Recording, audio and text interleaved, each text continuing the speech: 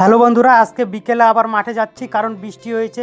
আমার বিজন কাসলা হয়তো ডুবে গেছে নাকি, তাই জল ছেঁচতে যাচ্ছি।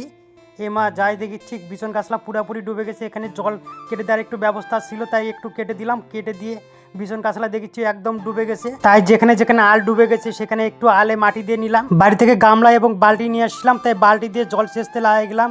প্রত্যেক 200 করে বালতি করে ছেঁচিচ্ছি, তারপরে একটু করে রেস্ট করেছি। এটা স্পিডে দেখানো হচ্ছে, তাই বুঝতে পারছো না, অনেক জল ছেঁচিচ্ছিল। অনেক প্রায় 1 ঘন্টা ধরে ছেঁচিচ্ছি। মাঝে মাঝে বৃষ্টি হয়, অল্প একটু গামলা দিয়ে ছেঁচলে কমপ্লিট হয়ে যায়। আজকে এমন হয়ে গেছে, আল ডুবে গোটা বিছন কাসলা ডুবে গেছে, তাই বেশি করে বালতি করে বেশি করে ছেঁচতে হচ্ছে। ছেঁচতে ছেঁচতে এবং ডারকা এবং পুঁটি মাছ, ষাটি মাছ বেরোচ্ছে। এই মাছগুলো ধরবো না, জলের সাথে চলে যাচ্ছে। তোমাদের ধরে দেখাচ্ছি কিছুটা মাছ, দাঁড়াও। তোমরা জলের সাথে মাছগুলো এসেছে, তোমরা দেখতে পাচ্ছ কি দেখতে পাচ্ছ না বুঝতে পারছি না। এই দেখো মাছ ধরে দেখাচ্ছি বন্ধুরা। এই মাছগুলো ধরবো না, ছেড়ে দিব, কারণ এইটুক মাছ ধরে কোনো লাভ নাই। আজকে বৃষ্টিটা বেশি হওয়ার কারণে বিছন কাসলা পুরোপুরি ডুবে গেছিলো, তাই 1.5 থেকে 2 ঘন্টা সময় লাগলো জলটা ছেঁচতে। তার সাথে মাছগুলো উঠেছিল, এই মাছগুলোও ধরবো না, ছেড়ে দিচ্ছি বন্ধুরা।